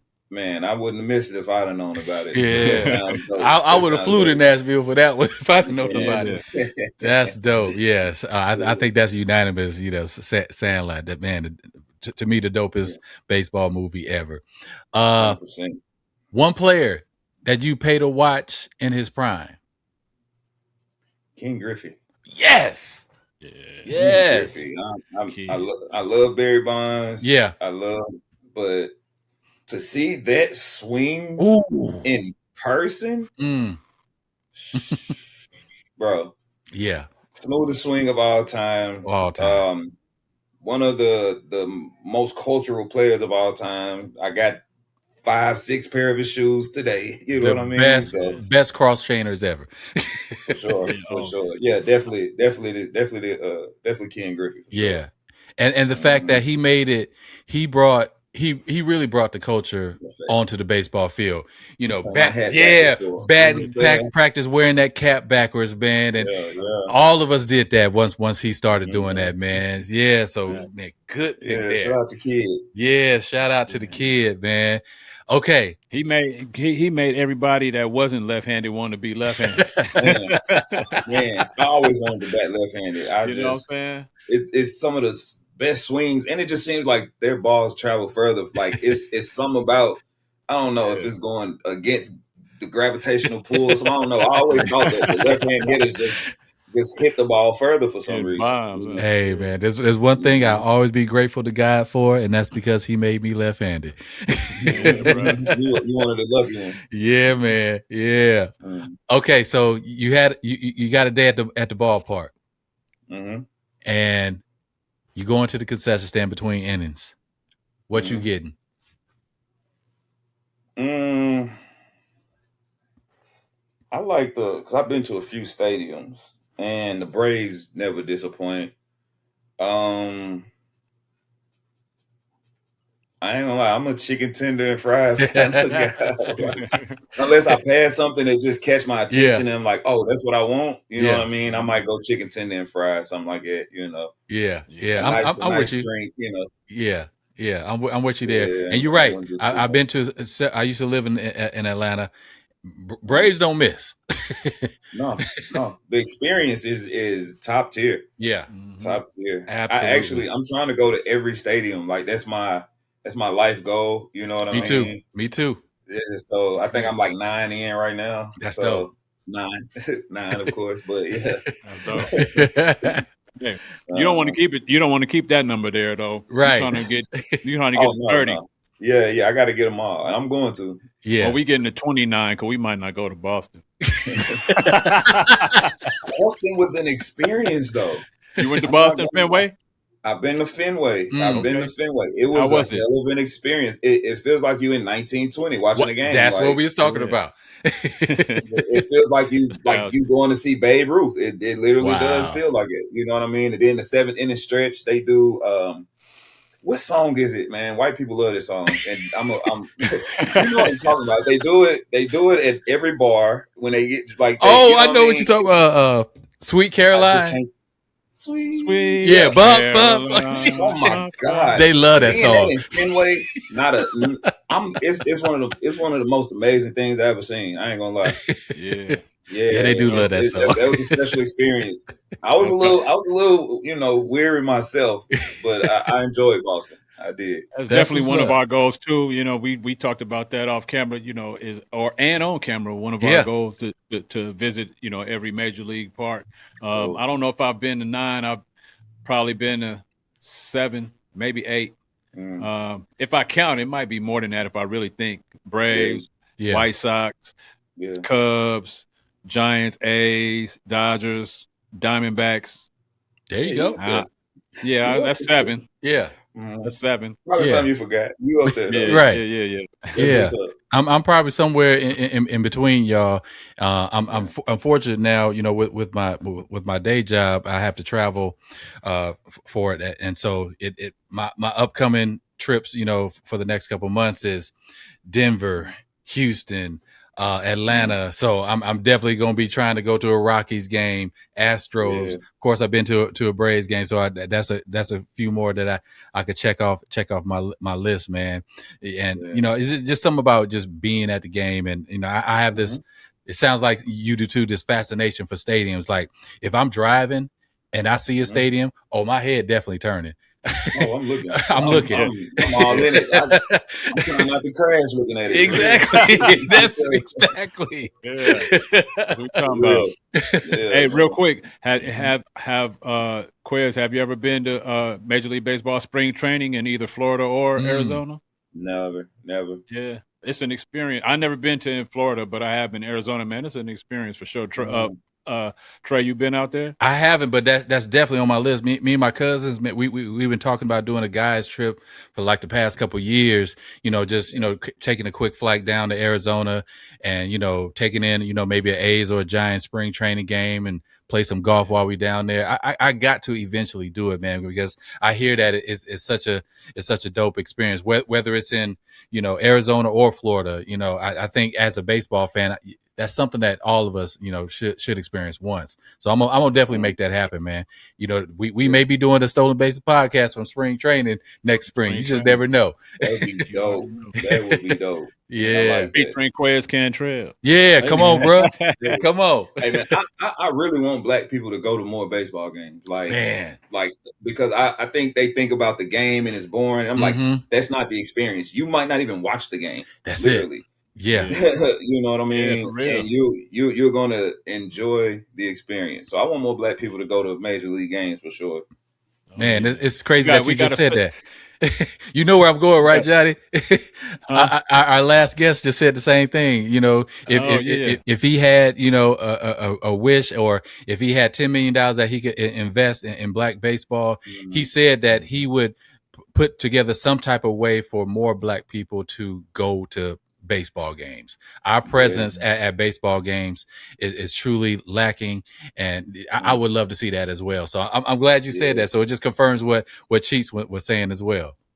For sure. Yeah, and I don't want to get because I know I don't know where we're on time, but the first game I went to, I was 12 and I went to the Cardinal Stadium. And this is 12 or 13, so this is 02, 03, and I was just like, it just blew my mind, the experience. I kind of been, I've been a fiend for it ever since, you know what I mean? Yeah. So, yeah, man, I think we should definitely get more black people, black kids opportunity to go and, check these games. And if I ever come up on some money, like he said, I'm gonna make sure that that's an investment that I make for sure. Let's go. Yeah, absolutely. Let's go. Man, we got to get to, we'll get together off camera and talk, because I think there's an opportunity, even here in Nashville, to get, a group of, black families to go to the Nashville Sounds game, just by saying, hey, we calling this a Black Family Day at the Sounds game, and we gonna just, if you can afford, make the ticket, show up. We gonna be here, that kind of thing, and start building a kind of a cycle of visiting that stadium and getting more people to just show up. Because you're right, once you experience it, you think about it. If you've never been, you think about baseball, and most people see baseball as a slow sport or boring sport. But until they go to an actual game in a stadium like that, it's a totally different experience than what you think it is. Yep. I got a name for that already too. Like, it just hit me as soon as you said that. So we're finna talk off camera. I'm gonna wrap it. Hey man, y'all keep me updated on that, because I sure enough fly out for that. For sure, Trey. Yeah, man. But speaking of stadiums, man, and I know that you like to visit stadiums and take the tours, man. And I appreciate you taking us on the tour with you, man, because that one you did with the Titans, man, that was pretty dope to really see things behind the scenes, especially as they get ready to move across the street into their new stadium. But for you, man, what's that one stadium that's on your bucket list that you just I gotta get to it? Let me think. I heard great things about the Rocky Stadium. But the first one, I gotta go with the first one that popped up in my mind. It's Minute Maid. I don't even know if they still call it Minute Maid, but I think it is. Houston Astros. Yeah, Houston Astros Stadium. Like, I played, just growing up playing the game, I hit a lot of home runs in Minute Maid Park. You know what I mean? You feel me? So I think Minute Maid. I think Yankee Stadium is Oh, you gotta visit, iconic. even though it's not the original. Like you Right. gotta visit Yankee Stadium. So For dang, sure. I can keep going. The Cubs too. Yeah. So Yeah. Matter of fact, we were just yeah, I can talking, keep going. saying the All-Star game is going to be at Wrigley Field next year. So, we definitely trying to, build this platform so that we could be there next year at next year's All-Star game in Chicago. Yeah. But I'm like dope. you. There's so many on my list, man. But the ones you mentioned, it's funny that you mentioned the Rockies and the Astros, because I'll be traveling to both of those cities over the next few weeks. So, matter of fact, I gotta get my Rockies tickets now, because they will be in town while I'm in town. So, stay tuned. You go see me posting. Hey man, I'm tuned in because I want to go with you through you. You know what I'm saying? Through the phone. You know what I mean? For sure, man. Yeah. All right, here's some rapid fire questions. Aluminum bats or wood bats?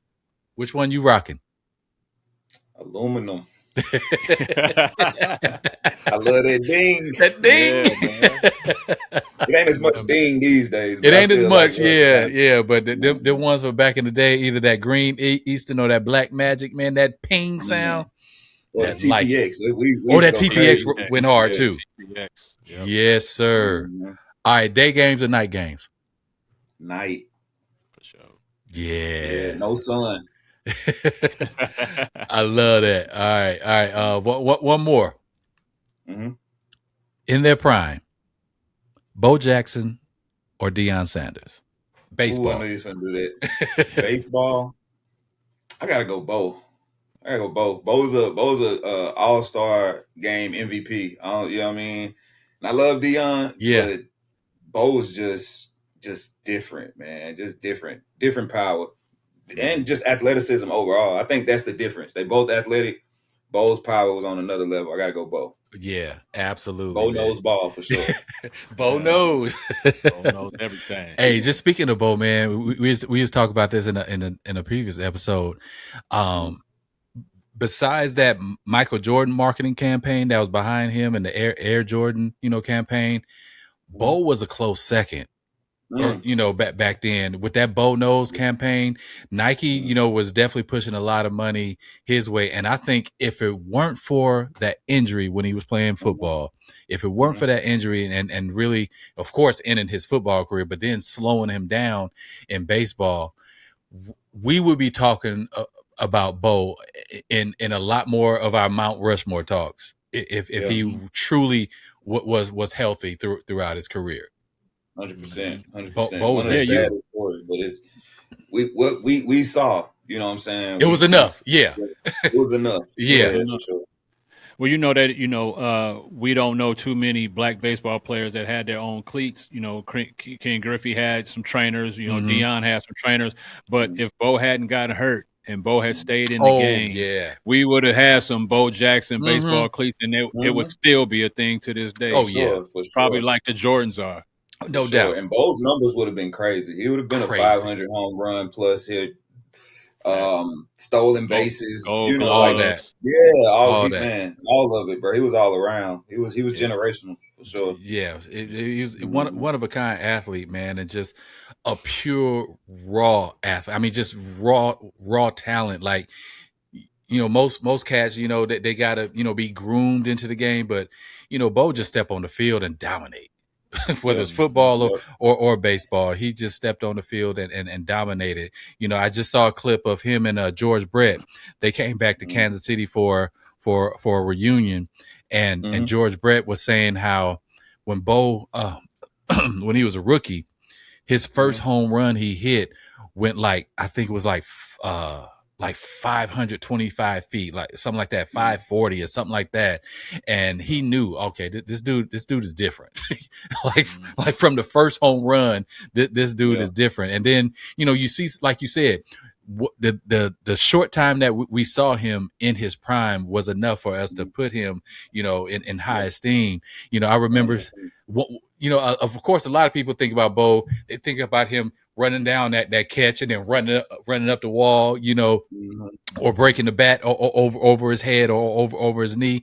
But the one I always remember was when he made that catch at the warning track. Yeah, I think he was playing right field, and he threw somebody out at third base trying to tag up. The ball didn't even bounce. It was a straight laser from the warning track in right field to third base. And then when he gunned him out, the camera went back on Bo and he went and put the gun in the holster. Like, man, see, that's what I'm talking about. Yeah, You know what it is. man. Can't beat that. Can't beat that. He just had that swagger, and that brings up another thing. That's what really attracted us to some of these players, whether it's football, basketball, or baseball, because in the hood, we talked a lot of mess. You know, whether we playing strikeout in the hood or you know, playing 21, whatever, a lot of trash going to be talked. And so we appreciate players like Bo who had that swagger. Yeah, I threw you out. Yeah, put the gun back in the holster. Try me again.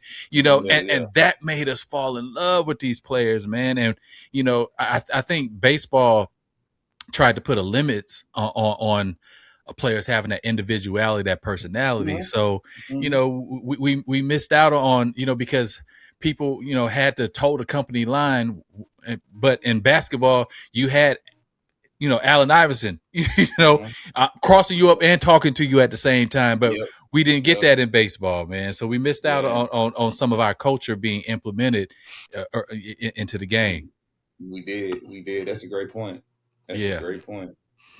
So yeah, we just need to bring that back, man. But we entering the seventh inning stretch, man, and I just, you know, want to just go back to, you know, your influence on the community, whether it's through music, through umpiring, through giving back. You know, tell us about, you know, some of the things that you got going on right now, not just music wise, but also, you know, just initiatives that you may have going, or just ideas that you have right now, you know, to give back to the local Nashville community.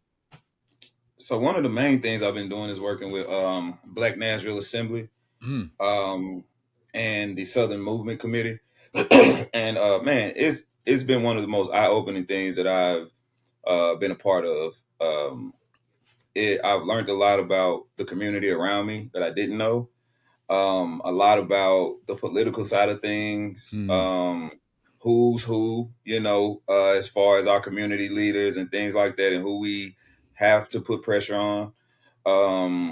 And, you know, the varsity spending plan, which is something that this group, we won. Well, I wasn't a part of the group when they won it, but I've since joined the group. And they won a considerable amount of money to go back into the community, pretty much to combat teenage violence, you know, just different things like that. So we got the Southern Movement Committee going. We definitely do, you know, turkeys every year. We do community canvassing. So we go out to these communities, we go out to these, my bad, let me put this, my laptop finna go dead. But we go out to these communities, we do canvassing. And one thing that I learned is that a lot of these people don't know what's going on around them, and they don't know who they should talk to about their concerns. So we give them a place. You know, we have community dinners every second Tuesday of the month. I'm a flight crew member, so that basically means that, like, I'm very engaged. I go out, I canvas communities, I engage with youth and elders, you know, a lot of things like that. So Love that. Black Nashville Assembly has definitely been something that's, you know, I've been proud to be a part of and show up for, and I've built community there. One of the main things. Excuse me.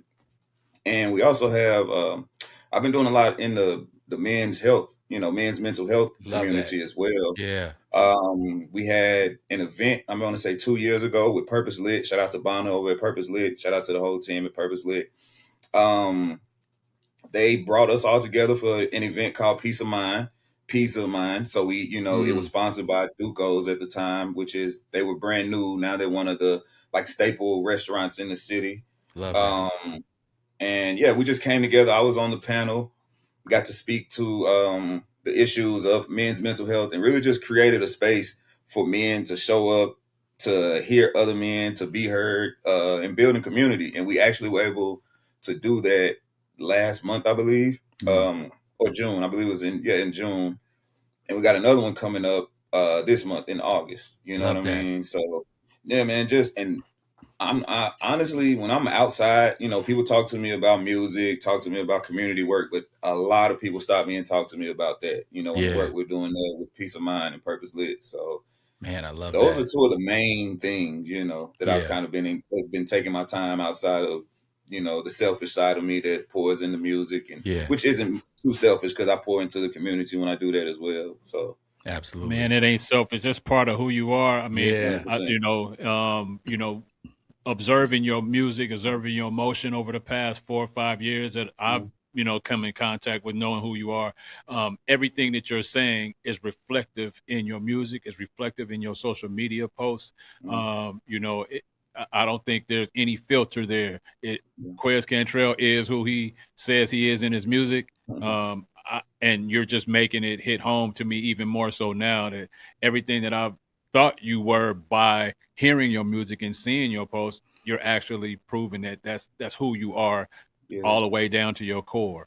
Yeah, man. Everybody else is taken, man. So it's like I Yeah, gotta be me. be you, yeah, man. Everybody else is taken. It's so easy to be yourself once you learn what that means. yeah. And I think a lot of people don't get the opportunity to learn themselves in the way that I've been able to over the last 5 or 6 years of just dealing with grief, and which led me here, and which Hmm. leads a lot of my work and a lot of my movement and the things that I care about and I post. I really can't. It's hard for me to engage with things that I don't care about. Mm. Hmm. You know what I mean? So I make sure that the things that I care about, I give my all to. I love And that. those are definitely the things that I care about: building strong men, building Hmm. strong children, building strong communities. Making sure our women are safe, protected, and yeah, man, I think that is the backbone of what we should be pushing in our community, and I try to live by that. And I try to be an example of that every day. Love it. Both admirable and inspiring, bro. Thank you. I Indeed, appreciate it. indeed, man, and I know I could speak for Johnny on this, for Mhm. both of us, man. But would love to have you back, to talk more about men's mental health, because that's something that's definitely needed, especially for us black men. And of Mhm. course, we're gonna talk sports, we're gonna talk baseball, we're gonna talk a little bit of all the sports, but we also want to take some time to make sure our brothers are all right. Yeah. See how they Mhm. doing. How are they 100%. processing grief? How are they processing disappointment and things like that? Dealing with depression and anxiety. So, man, we'd love to Mhm. have you back. As part of a panel discussion, talking more about that in the near Yeah. future, man, for sure, man. I'm here. I'm here. I'm at y'all service. Whatever y'all need, man. I love Love it. I it. love what y'all doing. Yeah.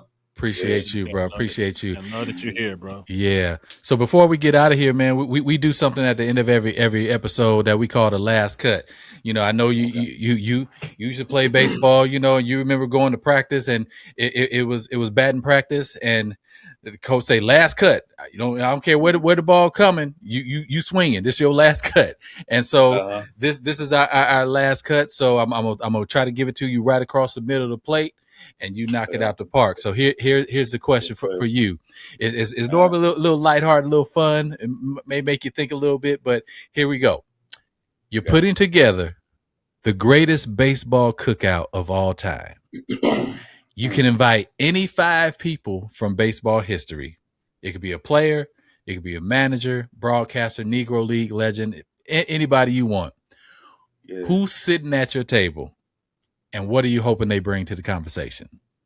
It's a great question. Um, I want to have fun. So the first person come to mind is Adrian Beltre. Oh, I hear he's Um, fun. Yeah. he was a third baseman for the Texas Mm-hmm. Rangers, right? Rangers, yeah. Adrian Beltre for sure. I gotta meet Ken Griffey. Ken Griffey gotta be there. Yeah. Yeah. I would say Barry, but Barry kind of give asshole vibes to me. I don't know if we can trust him very much, but I just feel like he gonna talk. You know what I mean? He gonna talk cash money the whole time. You know what I mean? So But back it I'm a up skeptic. though. I mean, you feel me? But like he's 60 something, bro. Like chill. You know what I'm saying? No, but who I say? I said Adrian Beltre, Ken Griffey, Chipper Jones was one of my favorite players growing up. I feel like I'm missing. I'm gonna say Andres Galarraga Ooh, Big cat. classic, big because that cat. was Andres Galarraga was one of my favorite players. So Yeah, Andres I love Galarraga that. is definitely coming. And Randy Johnson, I just want to see how tall he is. You know what I mean? Ooh. Yeah. The big unit. Yeah, it's gonna be an interesting cookout because it's Yeah, it's you got a little diverse. bit of everybody there. Yeah, you Yeah, know what I yeah, mean. I So we're love gonna get that. some rose con pollo in there. You know what I'm Come saying? We might on. get some ain't no telling, man. Some with Randy raisins Johnson, in it. You never know. Randy Johnson gonna bring a seagull, man. He will You bring know what I'm that dead saying? seagull he He killed. bringing that dead seagull Hey he hit with the man, bomb. I want to see it because I don't believe it. That's AI. If I didn't Yeah, know if nah, AI bro, was a that's thing, then real, that was bro. AI. Nah, that was crazy. That That was wild. man being what Yeah. was he like 6'8", 6'9", and you standing on the I say mound. So 6'7" probably. yeah, and Mhm. then you standing on this mound. So now you looking like you about 7.5 feet tall, man. And so his Yeah, you have, stride was so long. He by the man. time he let go of the ball, he halfway to the to Yeah, the you plate. you halfway to the plate, man. And you got And that he's slider. sidearm. So Yeah. you ain't seeing the ball up here. You gotta look Mm-mm. way over It's Mm-hmm. coming here. from behind you. That's Dog, ain't no crazy. way. Ain't no way, That's man. But crazy. yeah, Man. that's the cookout. That's the cookout for sure. Man, I That's love dope. that, man. I wasn't expecting to be that diverse, but I love the diversity in Right. who's at your table. That's pretty dope. Mhm. Yeah. I'm definitely sitting at the card table watching who's at your table. That's for sure. Yeah, because I don't know what conversation's coming from that, but we gonna see. You know what I Yeah, mean? it's gonna be some interesting conversations for It's gonna sure. be some good ones Yeah. there for sure. That was a dope concept too. I like that concept. Hey, yeah, we try to make it to where we make you think a little bit, but also keep it light and fun, because it's probably something that you never thought of, but then it Mhm. brings back memories. Because for you to say Andres Galarraga, man, that's a name that I haven't said in a number of years, but like you, Mhm. he was definitely one of my favorite players to watch in his prime, Yeah. because you knew that he was getting on base some type of way. If he wasn't hitting a home Mhm. run, that dude could Mhm. hit for average, Oh yeah. definitely Oh hitting over yeah. Big 300. man. So he getting on Hmm. base, you Yeah. know. Yeah. 100%. And he got a smooth swing. So Smooth swing. Yeah. yeah. Yeah. So Hmm. I Gonna know, be so big. yeah, he was, that's why they called him Big Cat, but yeah, he was a thick, Hmm. thick dude, man.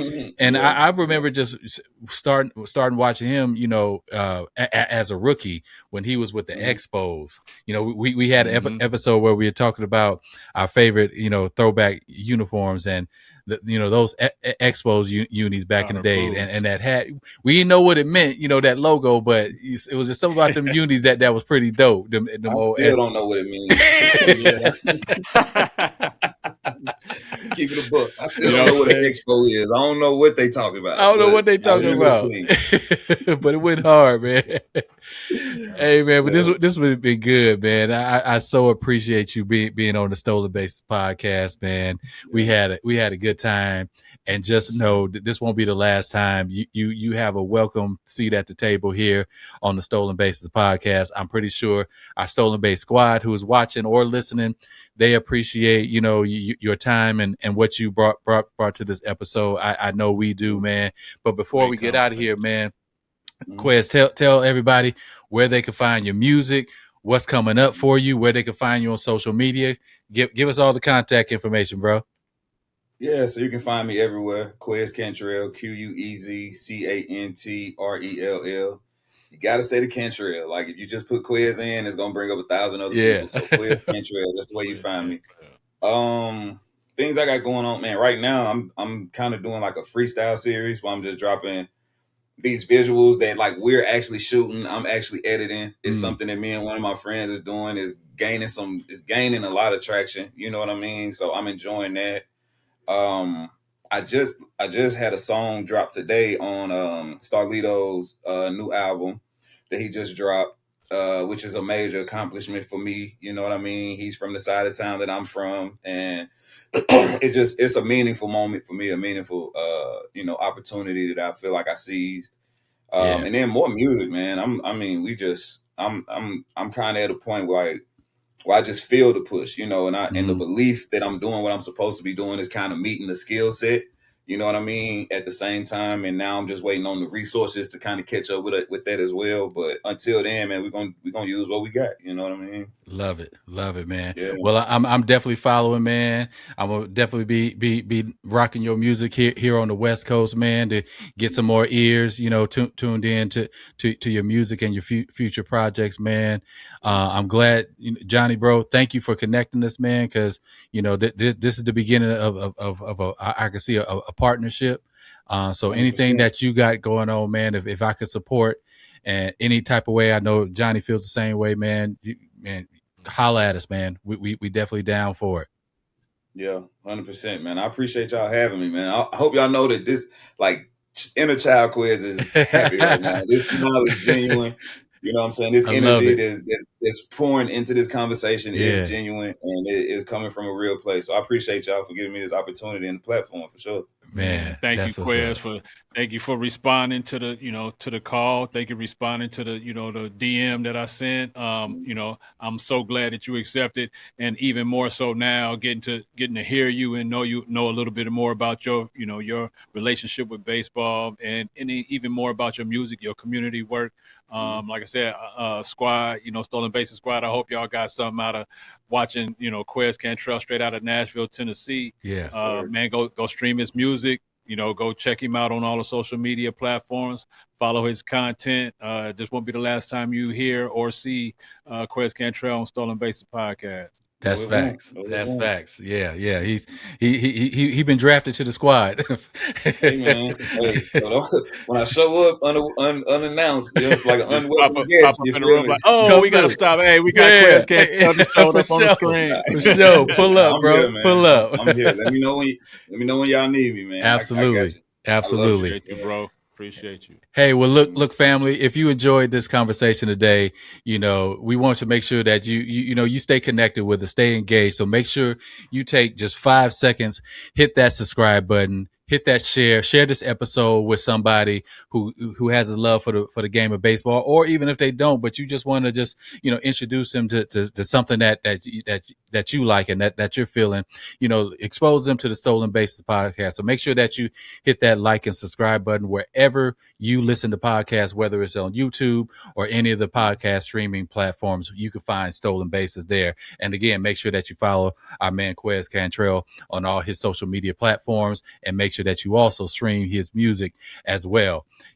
And just, as a baseball fan, this is one of those episodes that I just love being a part of, because all this is two black men living life, the matured and went through some things, and now can sit back and just chop it up, talking about baseball, the game that we love, So I just appreciate both of y'all for just helping us, just reclaim these stories and tell some stories that just need to be told. But until next time, we're going to keep these stories alive. We're going to keep the culture strong. And remember, right here at Stolen Bases, we're still in more than bases. We're reclaiming history. Now, Johnny, tell the people where we're from. Thank you again, Quez Cantrell, for representing real strong. Shout out to the baseball factory that is Vallejo, California. One love to the V. Yeah. Yeah. From the sandlots to the spotlight. From the Negro leagues to the big leagues. This ain't just baseball. It's history. It's culture. It's a Stolen Bases. Yeah. Safe at first. Safe at second. History sliding at third. Now we headed home. Safe at first. Safe at second. History sliding at third. Now we headed home. Back when the gate said no, we built our own lane. Packed out the ballpark, sunshine and rain. Saturday doubleheaders, whole family deep. Legends in the making while the world was asleep. Businesses booming, owners making plays. Culture in the stands, everybody getting paid. Not just a game, it was pride on display. Every crack of the bat said, we gon' find a way. Now I'm looking at the diamond thinking where to go. Used to be the neighborhood, now the kids don't know. That's why we grab the mic and tell the stories untold, cause the roots run deep in the history gold.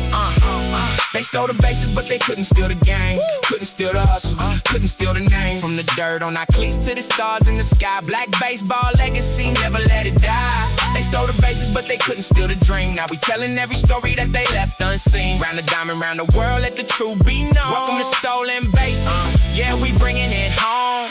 Safe at first, safe at second. History slide in the third. Now we headed home. Yeah, safe at first, safe at second. History slide in the third. Now we headed home. Now the game's changed. Travel ball costs a grip. Some kids got the talent, but can't afford the trip. Fields in the suburbs, dreams on the shelf. Too many young stars gotta figure it out themselves. But I remember Griffey swinging smooth as jazz. Every kid in the neighborhood wanted that swag.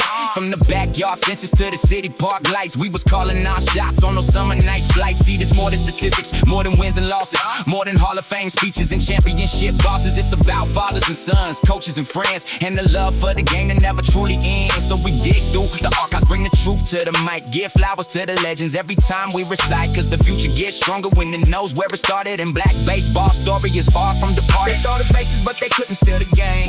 Couldn't steal the hustle, couldn't steal the name. From the dirt on our cleats to the stars in the sky. Black baseball legacy, never let it die. They stole the bases, but they couldn't steal the dream. Now we telling every story that they left unseen. Round the diamond, round the world, let the truth be known. Welcome to stolen bases. Yeah, we bringing it home. Safe at first, safe at second. History slide in the third. Now we headed home. Safe at first, safe at second. History slide in the third. Now we headed home.